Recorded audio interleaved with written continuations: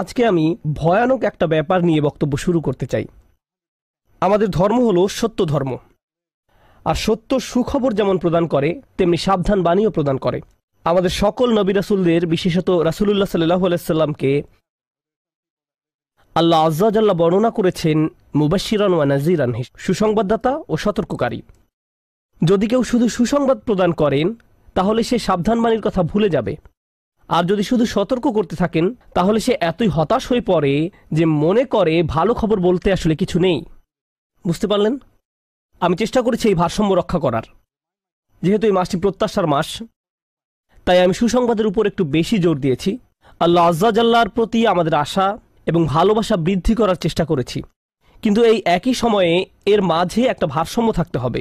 যদিও আজকের বক্তব্যের শেষ অংশে আসার খবর আছে, কিন্তু শুরু করছি এমন একটা জায়গা থেকে যা অতটা আশাব্যঞ্জক নয়। দেখুন, আমাদের পূর্বের জাতি বনী ইসরায়েলকে আল্লাহ কিতাব দান করেছেন। আমাদের যেমন কোরআন রয়েছে, তাদেরকেও অন্য কিতাব দেওয়া হয়েছিল। কোরআন যাকে বর্ণনা করেছে অন্য কোরআন হিসেবে, অর্থাৎ আগের কিতাব। তারা তাদের কিতাবকে গুরুত্ব দিয়ে গ্রহণ করেনি। তাদের মাঝে বেশ কিছু বিভ্রান্তিমূলক ধারণা গড়ে ওঠে। আমরা যদিও এত ভালো মুসলমান নই, সমস্যা নেই।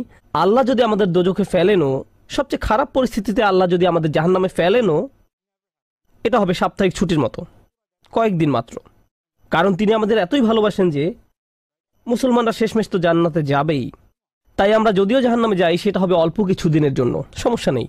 লান তামাসসানান নারু ইল্লা আইয়ামাম মা'দুদাত, গুটি কয়েকদিন ছাড়া আগুন কখনো আমাদের স্পর্শ করবে না, কিছুদিন মাত্র। ব্যাপারটা হলো, জান্নাত জাহান্নামের পূর্বে বিচার দিবস রয়েছে, যেটি একদিনের জন্য, সেটা 1000 বছর লম্বা হবে। জান্নাত বা জাহান্নাম নয়, আল্লাহর কথা অনুযায়ী শুধু বিচারের দিনটি এত লম্বা হবে। আর বিচারের দিনটি হবে মাত্র একদিনের, আর জান্নাত জাহান্নাম চিরকালের জন্য। তাই কেউ যখন বলে গুটি কয়েকদিন, তাকে এখনকার দিনের হিসেবে চিন্তা করলে তো হবে না। বর্তমানে পৃথিবী তার অক্ষ বরাবর ঘুরে, আমরা সূর্যের উদিত হওয়া এবং অস্ত যাওয়া দেখি, কিন্তু কিয়ামতের দিন সূর্য, চাঁদ এবং পৃথিবীর সব কিছুকে ধ্বংস করে নতুন একটা ব্যবস্থাপনা তৈরি করা হবে। তাই আমরা এখন যেভাবে 24 ঘন্টার হিসেব করি, সেভাবে রাত দিনের হিসেব করলে তো চলবে না যখন আখিরাত শুরু হবে। চলুন তাহলে সবার আগে এই ধারণাটি আমাদের মাথা থেকে ফেলে দেই। কোরআনের বহু জায়গায় জাহান্নামের আলোচনা করা হয়েছে, কিন্তু আমি শুধু কোরআন থেকে একটি বর্ণনা আপনাদের সামনে উপস্থাপন করতে চাই। আমার মতে এটি আল কোরআনের জাহান্নামের সবচেয়ে গুরুত্বপূর্ণ বর্ণনা। কোরআনের একজন ছাত্র হিসেবে আমি মনে করি এই বর্ণনাটি জাহান্নাম সম্পর্কে জানার শুরু মাত্র। কেউ যদি এই বর্ণনাটি বুঝতে পারে, তাহলে সে জাহান্নাম সম্পর্কে যথেষ্ট জানে। আয়াতটি শুরু করা হয়েছে এই কথা বলে, ওয়ালা ইন মাসসাতহুম, এমনকি যদিও। যখন আমরা বাংলায় বলি যদি আমি সেখানে যাই, যদি আমি সেখানে যাই, তাহলে তোমার সাথে দেখা হবে। কিন্তু কেউ যখন বলে যদিও আমি যাই, এর মানে হলো যাওয়ার সম্ভাবনা ক্ষীণ। তাই আয়াতটি যদিও দিয়ে শুরু হওয়ার মাধ্যমে এমন কিছু ঘটার সম্ভাবনা কমিয়ে দিয়েছে। এভাবে বলার মাধ্যমে আল্লাহ কোনো কিছুর উপর জোর কমিয়ে দেন। সহজ কথায় তিনি বাক্যটিকে দুর্বল করে দিচ্ছেন। যদিও, যদিও কি? যদিও মাসসাতহুম, যদিও এটা তাদের স্পর্শ করে। আরবিতে মাসসা অর্থ কোনো কিছু যখন আপনাকে সামান্যতম স্পর্শ করে, যেমন কোনো মাছি যখন কোনো মতে স্পর্শ করে। যদি সেকেন্ডের জন্য স্পর্শ করে তখন তাকে বলা হয় মাস। সুতরাং এটা যদি তাদেরকে কোনো মতে স্পর্শ করে 1 সেকেন্ডের জন্য, মাসসাতহুম। এখন কি তাদের স্পর্শ করে? আপনারা হয়তো ভাবছেন আগুন যদি তাদের স্পর্শ করে। আল্লাহ বলছেন নাফহাতুন, একটা হালকা বাতাস যদি তাদের স্পর্শ করে। চলুন এই বাতাস নিয়ে একটু আলোচনা করা যাক। আরবিতে নাফহাতুন বলতে বোঝায় দরজা বন্ধ করলে যখন সামান্য একটু বাতাস এসে পড়ে, পর্দা নড়ে ওঠে, অথবা কেউ জানালা বন্ধ করলে যেভাবে হালকা বাতাসে পর্দা নড়ে ওঠে। এই বাতাসের যা বাহির থেকে ভেতরে আসে বা ভেতর থেকে বাহিরে যায়, দুই ধরনের আছে। একটি হলো লাফহা, লাম যোগে, আরেকটি হলো নাফহা। লাম যোগে লাফহা মানে বাতাসটি গরম, আর নুন যোগে নাফহা মানে বাতাসটি ঠান্ডা। আল্লাহ বলছেন এমনকি যদি ঠান্ডা বাতাস তাদেরকে স্পর্শ করে, যদি ঠান্ডা বাতাস তাদেরকে স্পর্শ করে তোমার প্রতিপালকের শাস্তি থেকে। তিনি এই আয়াতে জাহান্নাম কাউকে স্পর্শ করার কথা বলছেন না। তিনি এই আয়াতে আগুন কাউকে স্পর্শ করার কথা বলছেন না। তিনি এমনকি গরম বাতাস কাউকে স্পর্শ করার কথাও বলছেন না। তিনি আগুনের ঠান্ডা অংশের কথা বলছেন, আর এটা আপনাকে চিরকালের জন্য স্পর্শ করছে না। প্রসঙ্গত, আমরা ফিজিক্সে পদার্থের 3টি অবস্থার কথা শিখেছি: সলিড, লিকুইড এবং গ্যাস। সলিড বা কঠিন কিছু যদি স্পর্শ করে আমরা তা অনুভব করতে পারি। এই মুহূর্তে গ্যাস আমাদেরকে স্পর্শ করছে, বাতাস এখন আমাদেরকে স্পর্শ করছে, আমরা এটা অনুভব করি না। আর এই আয়াতে আল্লাহ বর্ণনা করছেন কি তাদের স্পর্শ করছে? বাতাস তাদেরকে স্পর্শ করছে। কোন ধরনের বাতাস? অপেক্ষাকৃত গরম বাতাস নাকি ঠান্ডা বাতাস? ঠান্ডা বাতাস। ঠান্ডা বাতাস কোনো রকম তাদেরকে স্পর্শ করছে। এই আয়াতের সবচেয়ে উল্লেখযোগ্য বিষয় হলো, আমি একটু আগে নাফহা এবং লাফহার কথা বলেছিলাম। অন্য কথায়, তারা এখনো জাহান্নামে প্রবেশ করেনি, তারা এর দিকে অগ্রসর হচ্ছে। আর জাহান্নামের অপেক্ষাকৃত ঠান্ডা বাতাস এসে কোনো মতে তাদেরকে স্পর্শ করলো। তখন তাদের প্রতিক্রিয়া কি? চিৎকার করে বলে উঠবে, ইয়া ওয়াইলানা, হায়, সবচেয়ে কঠিনতম শাস্তি আমাদের জন্য শুরু হয়ে গেছে। ইন্না কুন্না যালিমিন, আমরা সব সময় অপরাধী ছিলাম। তারা সাথে সাথে তাদের সব অপরাধ স্বীকার করবে। যে কারণে এই আয়াতটি আমি সংক্ষেপে আপনাদের নিকট উপস্থাপন করলাম। প্রথমত, এই আয়াতে আল্লাহ জাহান্নামের শাস্তির অভিজ্ঞতা বর্ণনা করছেন না। আল্লাহ সকল বিশ্বাসীকে জাহান্নামের আগুন থেকে মুক্ত রাখুন। কিন্তু আল্লাহ এখানে বর্ণনা করছেন এমনকি জাহান্নামের আগুনের কাছে গেলে এবং ক্ষণিকের জন্য এর বাতাসের সামান্য স্পর্শ লাগলে একজন মানুষ চিন্তা করা শুরু করবে এর চেয়ে আর ভয়ঙ্কর কোনো শাস্তি হতে পারে না। এজন্যই আল্লাহ দোজখের আগুন সম্পর্কে বলছেন, ইন্নাহা সাআত মুস্তাকাররাও ওয়া মুকামা, নিশ্চয়ই তা অবস্থানস্থল ও আবাসস্থল হিসাবে কতই না নিকৃষ্ট। অল্প এবং বেশি যে কোনো সময়ের জন্য ওটা কত নিকৃষ্ট জায়গা। 1 সেকেন্ডের জন্য এটা ভাববেন না যে আমি তো খারাপ, আল্লাহ যদি আমাকে জাহান্নামে ফেলেনও এক সময় তো আমি এখান থেকে মুক্তি পাবো। এই ধরনের চিন্তাকে কখনো প্রশ্রয় দিবেন না। এই ভূমিকা দেওয়ার পর যখন বিচার দিবস শুরু হবে, যখন সমগ্র মানব জাতি একত্রিত হবে, তারা জানে না কোথায় যাবে, তারা জানে না কোন দিকে ফিরবে। এই ঘটনা আসলে রাসূলুল্লাহ সাল্লাল্লাহু আলাইহি সাল্লামের একটি হাদিসে উল্লেখ করা হয়েছে এবং জ্ঞানের প্রতি মুসলমানদের আগ্রহ ছিল সব সময়। তো একবার কিছু মানুষ বিখ্যাত সাহাবী আনাস ইবনে মালিক রাদিয়াল্লাহু তাআলা আনহুর কাছে এলো, কারণ মানুষ লোকমুখে এই খবর পেয়েছিল যে আনাস এই হাদিসটি জানতেন, আর এটি অনেক বড় একটি হাদিস, বুখারী শরীফে বর্ণিত আছে। এই ঘটনা ঘটে রাসূলুল্লাহ সাল্লাল্লাহু আলাইহি সাল্লামের ইন্তেকালের পরে। তিনি বলেন, হাদ্দাসানা মুহাম্মাদুন সাল্লাল্লাহু আলাইহি ওয়াসাল্লাম। এখন আনাস রাদিয়াল্লাহু তাআলা আনহু কথা বলছেন। তিনি বলেন, রাসূলুল্লাহ সাল্লাল্লাহু আলাইহি সাল্লাম আমাদের বলেছেন, ইযা কানা ইয়াউমুল কিয়ামাতি মা জান্নাসু বা'দুহুম ফি বা'দ। মনোযোগ দিয়ে শুনুন। যখন বিচার দিবস শুরু হবে, মানুষ ঢেউয়ের মতো একে অপরের উপর আশ্রে পড়বে, সর্বত্র বিশৃঙ্খলা, সবাই একে অন্যের দিকে ছুটতে থাকবে। ফায়াতুনা আদম, তারা কোনো একভাবে আদম আলাইহিস সালামের দেখা পাবে, তারা তার কাছে ছুটে আসবে। ফায়াকুলুনা ইশফা আলানা ইলা রাব্বিক, সমগ্র মানব জাতি আদম আলাইহিস সালামের কাছে ছুটে আসবে এবং বলবে, আপনি কি দয়া করে আমাদের পক্ষ থেকে আল্লাহর সাথে কথা বলতে পারবেন? আমরা আল্লাহর ভয়ে ভীত। আপনি তো প্রথম মানুষ, আপনি তো সেই ব্যক্তি যাকে আল্লাহ ফেরেশতাদের সিজদা দিয়ে সম্মানিত করেছেন, আপনাকেই তো পছন্দ করা হয়েছে, আমরা সবাই আপনার সন্তান, আপনি আমাদের পিতা, তাই দয়া করে আমাদের জন্য আল্লাহর সাথে কথা বলুন, আমরা খুবই ভীত। এরপর তিনি বলবেন, ফায়াকুলু লাস্তু লাহা, তিনি বলবেন, আমি এর যোগ্য নই, আমি পারবো না। ফায়াকুলু লাস্তু লাহা ওয়ালাকিন আলাইকুম বিইব্রাহিম, তোমরা কেন ইব্রাহিমের সাথে কথা বলছো না? তোমাদের উচিত ইব্রাহিমের সাথে কথা বলা। অতএব মানব জাতি এখন কার খোঁজ করছে? ইব্রাহিম আলাইহিস সালাম। ফাইন্নাহু খলিলুর রহমান, তার কাছে যাও, কারণ তিনি রহমানের খুবই কাছের বন্ধু। ওয়াত্তাখাযাল্লাহু ইব্রাহিমা খলিলা, কোরআনে এসেছে আল্লাহ ইব্রাহিমকে তার বন্ধুরূপে গ্রহণ করেছেন। তাই ইব্রাহিমের কাছে যাও, তিনি তোমাদের সাহায্য করতে পারবেন। তারা ইব্রাহিমের কাছে যাবেন। ফায়াতুনা ইব্রাহিমা ফায়াকুলু লাস্তু লাহা, তারা ইব্রাহিমের কাছে গেলে তিনি বলবেন, আমি এর যোগ্য নই, আমাকে এই কাজের জন্য তৈরি করা হয়নি, আমি তোমাদের জন্য আল্লাহর সাথে কথা বলতে পারবো না। ওয়ালাকিন আলাইকুম বিমূসা, তোমরা কেন মূসা আলাইহিস সালামের কাছে যাচ্ছ না? তো মানব জাতি মূসা আলাইহিস সালামের কাছে দৌড়ে যাবে। ফাইন্নাহু কালিমুল্লাহ, তিনি আল্লাহর সাথে অনেক কথা বলতেন। ওয়া কাল্লামাল্লাহু মূসা তাকলিমা, আর আল্লাহ মূসার সাথে কথা বলেছেন সরাসরি। সুতরাং তিনি যেহেতু আল্লাহর সাথে কথা বলতে অভ্যস্ত, আজকে তো কথা বলার উত্তম সময়, তিনি তোমাদের পক্ষ থেকে আল্লাহর সাথে কথা বলবেন। ফায়াতুনা মূসা ফায়াকুলু লাস্তু লাহা, মানব জাতি দৌড়ে মূসা আলাইহিস সালামের কাছে যাবে, তিনি বলবেন, আমি এর যোগ্য না, আমি পারবো না। ওয়ালাকিন আলাইকুম বিঈসা, তোমরা ঈসা আলাইহিস সালামের কাছে কেন যাচ্ছ না? ফাইন্নাহু রূহুল্লাহ ওয়া কালিমাতুহু, তিনি হলেন আল্লাহর দেওয়া রূহ এবং তিনি আল্লাহর কালিমা, আল্লাহর হুকুমে তিনি অলৌকিকভাবে জন্মগ্রহণ করেন। কুন ফায়াকুন, অতএব তিনি যেহেতু সকল রাসূলদের মাঝে বিশেষ মর্যাদার অধিকারী, তার কাছে যাও, তার সাথে কথা বলো। সকল মানুষ দৌড়ে ঈসা আলাইহিস সালামের কাছে যাবে। ফায়াকুলু লাস্তু লাহা, তিনি বলবেন, আমি পারবো না, এই কাজ আমার জন্য নয়, আমাকে এই কাজের জন্য তৈরি করা হয়নি। তারপর তিনি বলবেন, ওয়ালাকিন আলাইকুম বি মুহাম্মাদিন সাল্লাল্লাহু আলাইহি ওয়াসাল্লাম, মানবজাতি তোমাদেরকে মুহাম্মদ সাল্লাল্লাহু আলাইহি সাল্লামের কাছে যেতে হবে। মানুষেরা তখন রাসূলুল্লাহ সাল্লাল্লাহু আলাইহি সাল্লামের কাছে যাবে। এখন রাসূল সাল্লাল্লাহু আলাইহি সাল্লাম আমাদের বলছেন, ফায়াতুনি ফাআকুল, সবাই তখন আমার কাছে আসবে আর আমি তাদেরকে বলবো। এখন রাসূল সাল্লাল্লাহু আলাইহি সাল্লাম আমাদের বলছেন, আনা লাহা, আমার জন্য এই কাজ, আমি এই কাজের যোগ্য। আনা লাহা ফাআস্তাযিনু আলা রব্বি।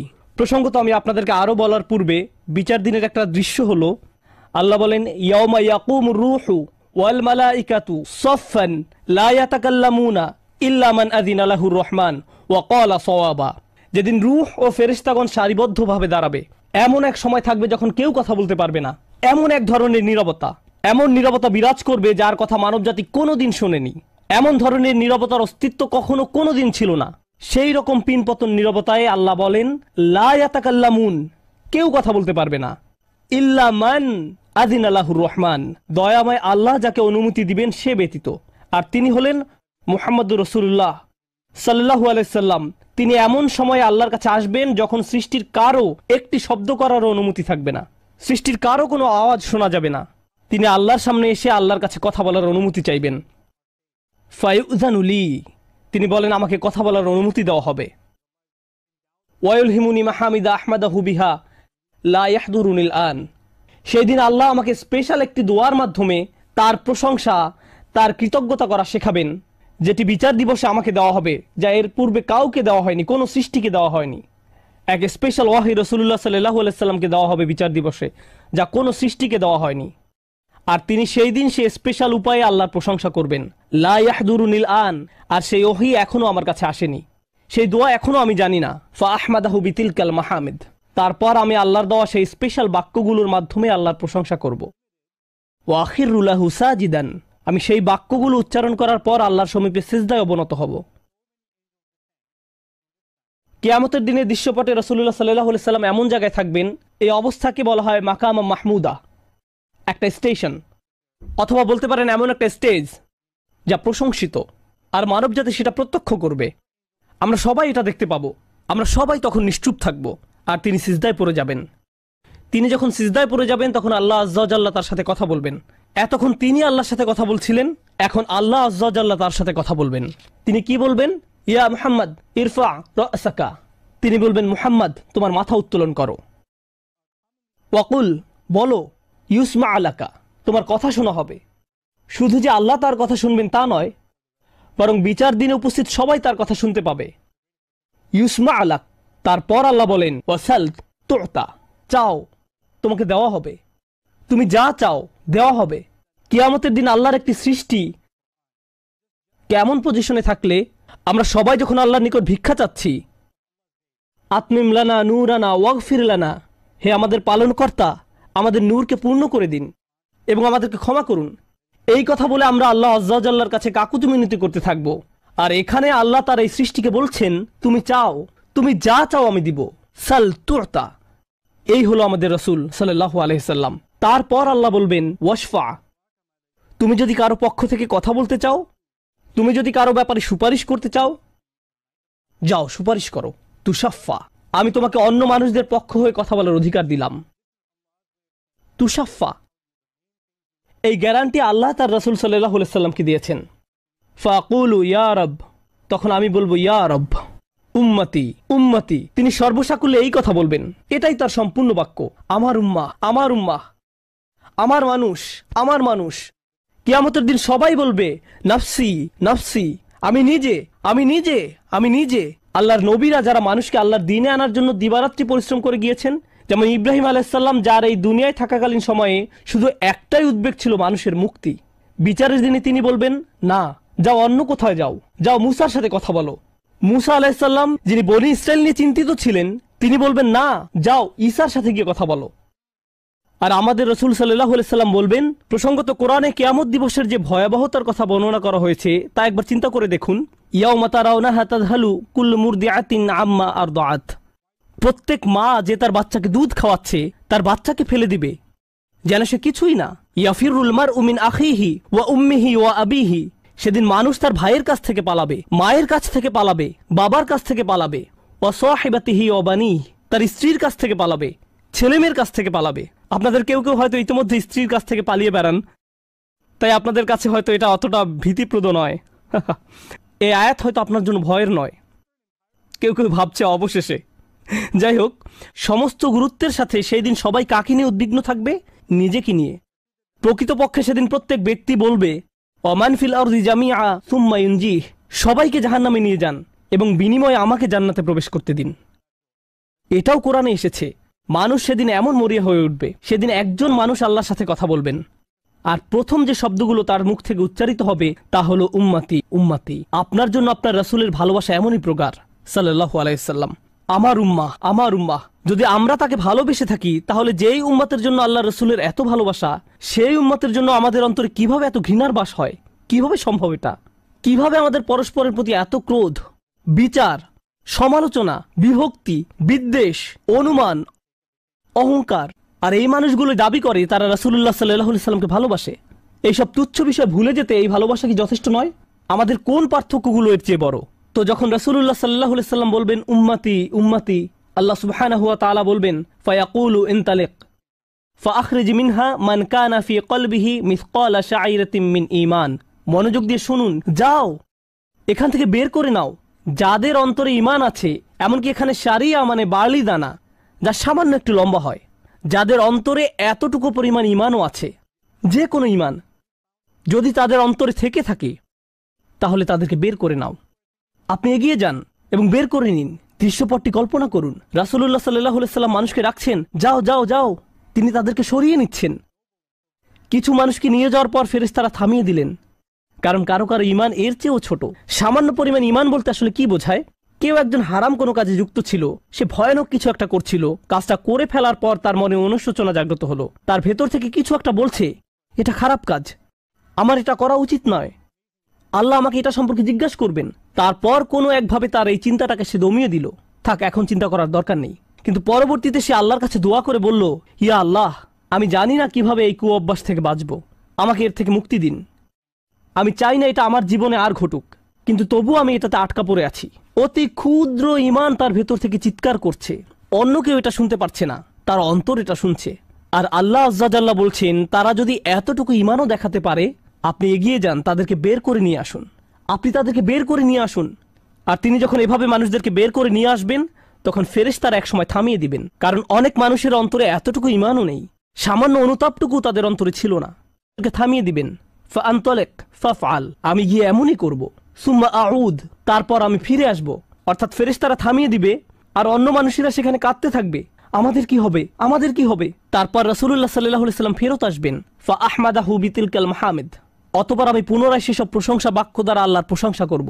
লক্ষ্য করুন, প্রথমবার তিনি প্রার্থনা করার জন্য অনুমতি চেয়েছিলেন, তাই না? দ্বিতীয়বারের বেলায় অনুমতির কোনো উল্লেখ নেই। লক্ষ্য করেছেন, তিনি আসলে সাথে সাথে আল্লাহর প্রশংসা করা শুরু করবেন। আল্লাহ কি তাকে এমনটি করতে বলেছেন? না, এটা হলো নিজ উম্মতের প্রতি তার অপরিসীম ভালোবাসার বহিঃপ্রকাশ। তিনি আবারও আল্লাহর প্রশংসা করা শুরু করবেন, এই আশায় যে আল্লাহ তাকে অটোমেটিক অনুমতি দিবেন। সুম্মা আখিরু লাহু সাজিদান, আর সিজদায় পড়ে যাব। ফায়াকুলু ইয়া মুহাম্মদ, আমাকে বলা হবে, হে মুহাম্মদ, ইরফা রাসাকা, তোমার মাথা উঠাও। কুল ইউসমা আলাকা, বলো তোমার কথা শোনা হবে। ওয়াসাল তুতা, চাও তোমাকে আবার দেওয়া হবে। ওয়াশফা তুশাফা, সুপারিশ করো, সুপারিশ গ্রহণ করা হবে। তোমাকে সুযোগ দেওয়া হবে তাদেরকে বের করে নেয়ার, তোমাকে তাদের জন্য সুপারিশ করার সুযোগ দেওয়া হবে। ফাআকুলু ইয়া রব উম্মতি উম্মতি, আমি তখন বলবো, হে আমার রব, আমার উম্মত, আমার উম্মত। তিনি তো ইতোমধ্যে অল্প ঈমানের অধিকারীদেরকে বের করে নিয়েছেন। ফায়াকুলু ইনতালিক, এরপর আল্লাহ বলবেন, এগিয়ে যাও। ফাআখরিজ মিনহা মান কানা ফি কলবিহি মিসকালা যাররাতিন আও খারদালাতিন মিন ঈমান, তোমাকে সুযোগ দেওয়া হবে তাদেরকে বের করে নেয়ার, সুপারিশ গ্রহণ করা হবে।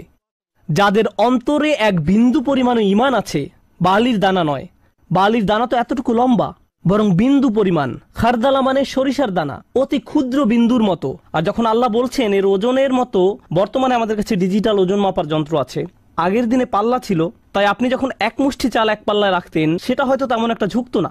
যদি একটু বেশি করে চাল রাখতেন, তখন একটু ঝুঁকতো। এখন ডিজিটাল ওজন মাপার যন্ত্র দিয়ে গ্রাম, কিলোগ্রাম মাপা হয়।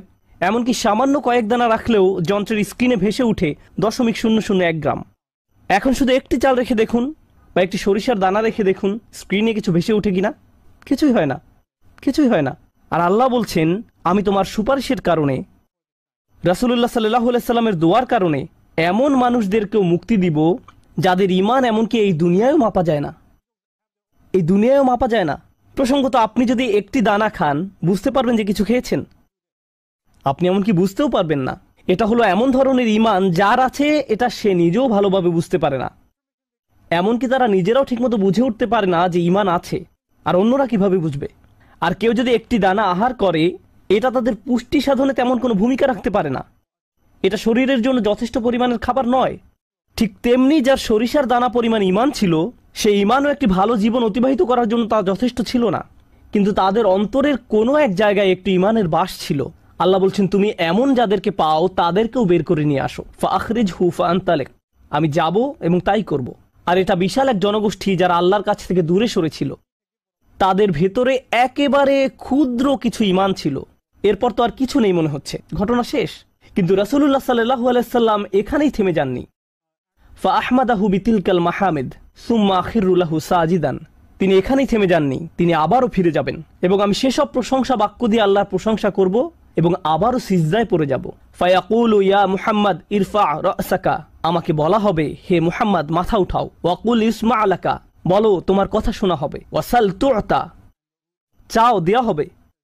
আল্লাহ আজ্জা ওয়া জাল্লা সহজেই বলতে পারতেন তুমি তো ইতিমধ্যে চেয়েছো এবং তোমাকে দেয়া হয়েছে, কিন্তু তৃতীয়বারের মতো রাসূলুল্লাহ সাল্লাল্লাহু আলাইহি সাল্লামকে বলা হচ্ছে ওয়াশফা তুশাফা, এগিয়ে যাও, মানুষের জন্য সুপারিশ করো, গ্রহণ করা হবে, তোমাকে তাদের পক্ষে চাওয়ার সুযোগ দেওয়া হবে, আমি তোমাকে এটা দিচ্ছি। ফাআকুলু ইয়া রব উম্মতি উম্মতি, আমার উম্মাত আমার উম্মাত। এখন চলুন এখানে একটু থামি। যদি আপনি এই সুযোগ পেতেন, আল্লাহ যদি আপনাকে বলতেন তুমি যা চাও তাই পাবে, তুমি চাও দেয়া হবে, যা কিছুই তুমি চাও না কেন, আমাদের বিশাল একটা লিস্ট আছে। রাসূলুল্লাহ সাল্লাল্লাহু আলাইহি সাল্লামকে এই সুযোগ কয়বার দেওয়া হয়েছে? কত মিলিয়ন মানুষকে ইতিমধ্যে রক্ষা করা হয়েছে। তৃতীয়বার তো তিনি নিজের জন্য কিছু চাইতে পারতেন। আমরা তো মানুষ, আল্লাহ যদি বলেন চাও আমি দিব, আর এই মানুষটি আল্লাহর সামনে দাঁড়িয়ে আছেন আর তাকে বলা হচ্ছে, কিন্তু তারপরেও তার জিহ্বায় উম্মাহ উম্মতি উম্মতি। তো আল্লাহ বলবেন ফায়াকুলু ইনতালিক, সামনে এগিয়ে যাও। ফাখরিজ মান কানা ফি কলবিহি আদনা আদনা আদনা মিসকাল হাব্বাতিন খরদালিম মিন ঈমান, যাও সামনে এগিয়ে যাও এবং এমন প্রত্যেক ব্যক্তিকে বের করে আনো যার একটি সরিষার অতি ক্ষুদ্র অতি ক্ষুদ্র অংশ পরিমাণ ঈমান আছে। এত ক্ষুদ্র বিন্দু যাকে আপনারা হয়তো মাইক্রোস্কোপিক বলবেন। যদি তাদের এক অ্যাটম বা এক সাব অ্যাটমিক কণার পরিমাণ ঈমান থাকে, এই পৃথিবীতে যা দেখা শোনা বা উপলব্ধি করা সম্ভব নয়। যদি তাদের গভীর অবচেতন মনের কোথাও কণা পরিমাণ ঈমান থাকে, যদি তাদের ততটুকু ঈমান থাকে, এগিয়ে যাও এবং তাদের বের করে নিয়ে আসো। যদি তাদের অন্তরে এতটুকু ঈমান থাকে, তো আল্লাহ রাসূলুল্লাহ সাল্লাল্লাহু আলাইহি সাল্লামকে বলবেন ফাখরিজহু মিনান নার, তাদেরকে আগুন থেকে বের করে আনো। কথাটা মনোযোগ দিয়ে শুনুন, তাদেরকে কোথা থেকে বের করে আনো? আগুন থেকে। অর্থাৎ কিছু মানুষ ইতোমধ্যে জাহান্নামে পতিত হয়ে গেছে। অনেক মানুষ এই হাদিস পড়ে মনে করে আমরা জাহান্নাম থেকে মুক্তি পেয়ে যাব, আগুন আমাদের স্পর্শ করবে না। কিন্তু হাদিস এই কথা বলছে না। রাসূলুল্লাহ সাল্লাল্লাহু আলাইহি সাল্লাম আল্লাহর কাছে কাকুতি মিনতি করছেন, আর এই দিনটি হবে 50,000 বছর লম্বা। অনেক মানুষের বিচার ইতোমধ্যে হয়ে গেছে। আর আমি আপনাদেরকে সেই আগুন সম্পর্কে শুরুতে বলেছিলাম, আপনি যদি এর বাতাসের স্পর্শ পান 1 সেকেন্ডেরও কম সময়ের জন্য, আপনার মনে হবে এর চেয়ে ভয়ঙ্কর আর কোনো শাস্তি হতে পারে না। আর আল্লাহ রাসূল সাল্লাল্লাহু আলাইহি সাল্লাম সেই মানুষগুলোর জন্য আশা ছেড়ে দেননি, তাদের জন্য হতাশ হয়ে পড়েননি। প্রসঙ্গত তারা মুসলিম, তারা কিন্তু মুসলিম, কারণ রাসূল সাল্লাল্লাহু আলাইহি সাল্লাম কি বলছেন, তার মুখ থেকে কোন কথাগুলো উচ্চারিত হয়েছে? উম্মতি উম্মতি। আগুনের মানুষগুলো মুসলমান, ওই মানুষগুলো অমুসলিম নয়, মুসলিম।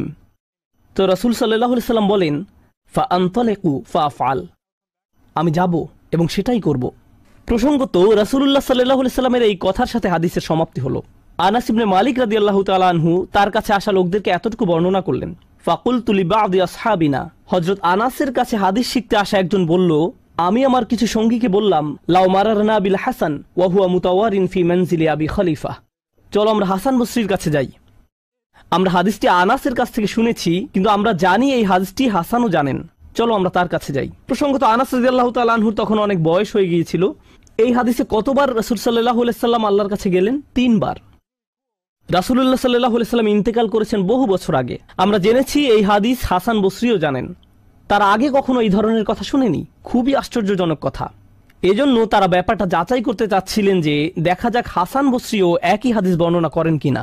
তারা শুনেছে হাসান বসরি বাস করেন আবু খলিফার বাড়ির পেছনের একটি ঘরে। তাই তারা হাসান বসরিকে খুঁজতে লাগলো। তারা তাকে খুঁজে পেলেন। হাদ্দাসানা আনাস ইবনে মালিক ফাআতাইনাহু ফাসাল্লামনা আলাইহি। তো আমরা তার কাছে এলাম এবং তাকে সালাম দিলাম। ফাআযিনা লানা, তিনি আমাদেরকে প্রবেশের অনুমতি দিলেন। ফাকুলনা লাহু ইয়া আবা সাঈদ, আমরা তাকে বললাম, হে সাঈদের পিতা, জিনাকা মিন ইনদি আখিকা আনাস ইবনে মালিক, আমরা আপনারই ভাই আনাস ইবনে মালিকের নিকট হতে আপনার কাছে আসলাম।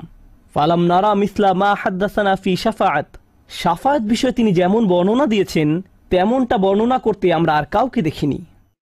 ফাকালা হি, তিনি বললেন ফাহাদ্দাসনাহু বিল হাদিস, আমার কাছে সেটি বর্ণনা করো, দেখি তোমরা আনাসের কাছ থেকে কি শুনেছ। তো তারা তার নিকট সম্পূর্ণ হাদিসটি বর্ণনা করে শোনালেন। ফাআনতাহা ইলা হাযাল মাওদি', আমরা এই পর্যন্ত অর্থাৎ 3 বার রাসূল সাল্লাল্লাহু আলাইহি সাল্লামের সুপারিশের কথা বলে শেষ করলাম। ফাকালা হি, তিনি বললেন আরো বর্ণনা করো। ফাকুলনা লাম ইয়াজিদ লানা আলা হাযা, আমরা বললাম তিনি তো এর অধিক আমাদের কাছে বর্ণনা করেননি, আমাদেরকে এতটুকুই বলেছেন। এখন হাসান কথা বলছেন, লাকাদ হাদ্দাসানি ওয়া হুয়া জামিউ মুনযু 20 সানাতান, তিনি অর্থাৎ আনাস আমার কাছে এই হাদিস বর্ণনা করেছেন যখন তিনি তখন যুবক ছিলেন, 20 বছর আগে। কত বছর আগে? 20 বছর আগে। আমি নিশ্চিত না তিনি কি বাকিটুকু ভুলে গেলেন, নাকি তিনি তোমাদেরকে বাকিটুকু বলেননি কারণ তাহলে তোমরা অলস হয়ে পড়বে। ফালা আদ্রি আনাসি আম কারিহা আন তাত্তাকিলু, তিনি এরপর বললেন এই হাদিসের চতুর্থ একটি অংশ আছে, আর আমি নিশ্চিত নই তোমাদের বলা উচিত কিনা, কারণ তার এখন বয়স বেশি হয়েছে, তার স্মরণশক্তি ওইভাবে কাজ করছে না। কিন্তু আমার সন্দেহ তিনি তোমাদের বলেননি কারণ তোমরা এতে অলস হয়ে পড়বে। তারা বলল, ইয়া আবা সাঈদ হাদ্দাসানা, আপনি কি আমাদেরকে এটা বলতে পারেন? আমরা আসলেই জানতে চাই। ফাদহিকা, তিনি হাসতে শুরু করলেন। ফাকালা খুলিকাল ইনসানু আজুলা, তিনি কোরআনের একটি আয়াত উল্লেখ করে বললেন, মানুষকে সৃষ্টি করা হয়েছে তাড়াহুড়া প্রবণ করে।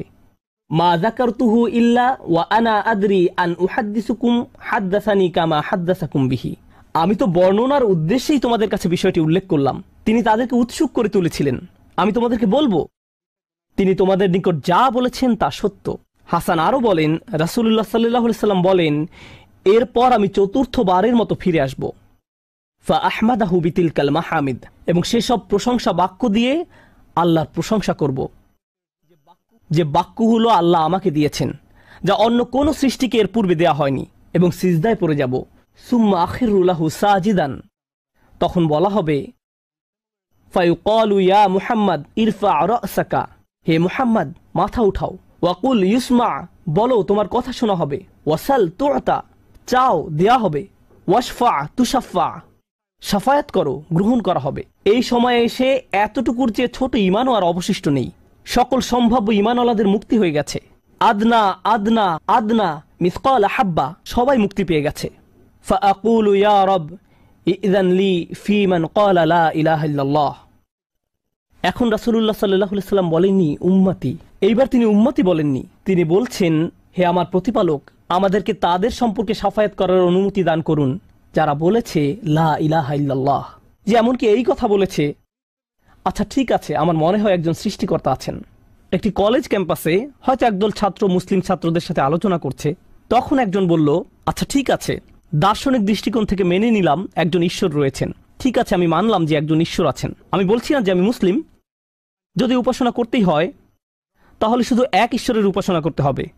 তাদের অন্তরে কোনো অনুভূতি নেই, তারা কারো ইবাদত করছে না, তারা শুধু এই উপসংহারে পৌঁছেছে। প্রসঙ্গত এই ধরনের একটা সাদৃশ্য পাওয়া যায় সূরা হুজরাতের একটা আলোচনায়। আল্লাহ বলছেন, ফাকালাতিল আরাবু আমান্না কুল লাম তুমিনু ওয়ালাকিন কুলু আসলামনা, বেদুইনরা বলে আমরা ঈমান এনেছি। বলো তোমরা ঈমান আনোনি, বরং তোমরা বলো আমরা আনুগত্য স্বীকার করেছি। তোমরা শুধু ইসলামের প্রাথমিক ধারণা গ্রহণ করেছ। ধারণা থাকে এখানে, আর ঈমান কোথায় থাকে? যাদের অন্তরে কিছু ঈমান ছিল তাদের ইতোমধ্যে নেওয়া হয়ে গেছে। এখন যাদের মাথায় কিছু ধারণা ছিল যে একজন রব আছেন, তারা কোনোদিন ধর্ম প্র্যাকটিস করেনি, তারা ধর্মীয় কোনো কাজই করেনি, তারা শুধু এই ধারণা মেনে নিয়েছিল যে শুধু একজন প্রভুর উপাসনা করতে হবে। রাসূলুল্লাহ সাল্লাল্লাহু আলাইহি ওয়াসাল্লাম বলছেন, যে কেউ এই সিদ্ধান্তে আসবে যে কেউ বলবে লা ইলাহা ইল্লাল্লাহ, তার জন্য শাফায়াত করার অনুমতি দান করুন। আল্লাহ বলবেন, ফায়াকুলু ওয়া ইজ্জাতি ওয়া জালালি ওয়া কিবরিয়াই ওয়া আযীমাতি। আল্লাহ বলবেন, আমি আমার কর্তৃত্বের শপথ করছি, আমি আমার স্বীয় গৌরবের শপথ করছি, আমি আমার বরত্বের শপথ করছি, আমি আমার মহত্বের শপথ করছি। লা উখরিজান্না মিনহা মান ক্বালা লা ইলাহা ইল্লাল্লাহ। আমি স্বয়ং অবশ্যই তাদের সবাইকে জাহান্নাম থেকে বের করব যারা বলেছে লা ইলাহা ইল্লাল্লাহ, তোমার এই সুপারিশের কারণে। সাল্লাল্লাহু আলাইহি সাল্লাম। জাহান্নাম কতটা ভয়ঙ্কর তার একটা ছোট্ট নমুনা দিয়ে আমি আজকের আলোচনা শুরু করেছিলাম। এখন সব শেষে রাসূলুল্লাহ সাল্লাল্লাহু আলাইহি সাল্লাম আমাদের জন্য এই শাফায়াত করছেন। এই হাদিসটি অন্যতম গুরুত্বপূর্ণ একটি হাদিস। এমনকি 20 বছর পরে আনাস ইবনে মালিক এখন বৃদ্ধ হয়ে গেছেন, মানুষ তখনও তার কাছে শাফায়াত বিষয় জানতে এসেছেন। এমনকি আজকের দিনেও এই হাদিসটি অন্যতম শক্তিশালী একটি হাদিস, এবং অন্যতম এই জন্য যে ভুলভাবে ব্যবহার করার একটি বক্তব্য রাসূলুল্লাহ সাল্লাল্লাহু আলাইহি সাল্লামের। কখনোই এর অপব্যবহারের চিন্তাও করবেন না। এটা ফ্রি হয়ে যাওয়ার লাইসেন্স নয়। যদি আমরা মনোযোগের সাথে পড়ি তাহলে আমরা বুঝব যে আল্লাহ এমন মানুষদেরকে জাহান্নাম থেকে বের করে আনার জন্য অনুমতি দেবেন যাদের ঈমান যথেষ্ট ছিল না, যাদের সৎ কাজ যথেষ্ট ছিল না। পক্ষান্তরে এমন অনেক মানুষ থাকবে যাদের অন্তরে ঈমান আছে, যাদের ডান হাতে সৎ কাজ আছে, আর এই সৎ কাজগুলো বিচারের দিনে আলোতে পরিণত হবে। হৃদয়ের ঈমান ও বিচারের দিনে জ্যোতিতে পরিণত হবে। ইয়াসআ নূরুহুম বাইনা আইদিহিম ওয়া বিআইমানিহিম। তাদের বুকের ভেতর থেকে আলো ছুটতে থাকবে এবং তাদের ডান হাত থেকে এই আলো টর্চে পরিণত হবে, গাড়ির হেডলাইটের মতো। চারপাশে থাকবে অন্ধকারাচ্ছন্ন, আর আপনি জান্নাতের দিকে ছুটতে থাকবেন। আপনাকে জাহান্নাম অতিক্রম করে যেতে হবে, এটা আল্লাহর নির্দেশ। ওয়া ইম মিনকুম ইল্লা ওয়ারিদুহা। জান্নাতে যেতে হলে সবাইকে জাহান্নাম অতিক্রম করে যেতে হবে, সবাইকে, এর কোনো ব্যতিক্রম নেই। আর এই ব্রিজ অতিক্রম করতে হলে আপনার আলো লাগবে। যদি আলো না থাকে তাহলে পড়ে যাবেন। তো মানুষ যখন হেঁটে যাচ্ছে তখন অনেকের এত পরিমাণ আলো থাকবে যেন মক্কা থেকে সিরিয়া দেখা যাচ্ছে, আর কারো কারো এত অল্প পরিমাণ আলো থাকবে যে তারা কোনো মতে পায়ের সামনের কিছু অংশ দেখতে পাবে, কারণ তাদের ঈমান দুর্বল ছিল। কিন্তু এই হাদিস এমন মানুষদের সম্পর্কে নয় যাদের সামান্য কিছু আলো থাকবে বা অনেক বেশি আলো থাকবে। এই হাদিস এমন মানুষদের সম্পর্কে যাদের আলো এত স্বল্প পরিমাণ যে এটি দিয়ে কিছুই দেখা যাচ্ছে না, আর যাদের আলো আছে তারা আল্লাহর কাছে ভিক্ষা করতে থাকবে, রব্বানা আতমিম লানা নূরানা ওয়াগফির লানা। আমাদেরকে আমাদের আলো পূর্ণ করে দিন, ব্যাটারি যেন শেষ হয়ে না যায়। আমাদেরকে জান্নাতের গেটে পৌঁছে দিন, আমাদেরকে ক্ষমা করে দিন। আমরা আল্লাহর কাছে ভিক্ষা চাচ্ছি যেন তিনি আমাদের কপালে রাসূলুল্লাহ সাল্লাল্লাহু আলাইহি সাল্লামের শাফায়াত জুড়ে দেন। তিনি যেন আমাদেরকে তাদের অন্তর্ভুক্ত করেন যারা আরশের ছায়ায় থাকবে। আমরা আল্লাহর কাছে প্রার্থনা করছি তিনি যেন আমাদেরকে তাদের অন্তর্ভুক্ত করেন যাদেরকে এমনকি জাহান্নামের আগুনের ঠান্ডা বাতাসও স্পর্শ করবে না। আমরা আল্লাহর কাছে দোয়া করছি তিনি যেন আমাদেরকে তার রাসূলের অনুগত উম্মায় পরিণত করে দেন। তাদের অন্তর্ভুক্ত নয় যাদের ব্যাপারে তিনি অভিযোগ করবেন, বরং তাদের অন্তর্ভুক্ত করুন যাদের জন্য তিনি সুপারিশ করবেন। আগেরবার আমি বলেছিলাম একদল মানুষ সম্পর্কে রাসূলুল্লাহ সাল্লাল্লাহু আলাইহি ওয়াসাল্লাম অভিযোগ করবেন, ইন্না কওমি ইত্তাখাযু হাযাল কুরআনা মাহজুরা। হে আমার রব, নিশ্চয়ই আমার কওম এই কুরআনকে পরিত্যাজ্য গণ্য করেছে। আমরা তাদের অন্তর্ভুক্ত হতে চাই না। আমরা তাদের অন্তর্ভুক্ত হতে চাই যাদের জন্য তিনি আল্লাহর কাছে সুপারিশ করবেন। আল্লাহ যেন আমাদের সবাইকে তার রাসূলের শাফায়াতের যোগ্য করে দেন।